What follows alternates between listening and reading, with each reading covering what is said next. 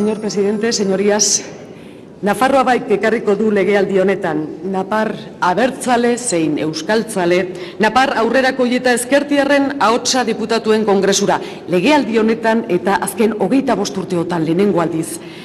Eta hori izango da gure helburu nagusienetariko bat, gure ahotsa baita euskaraz ekartzea.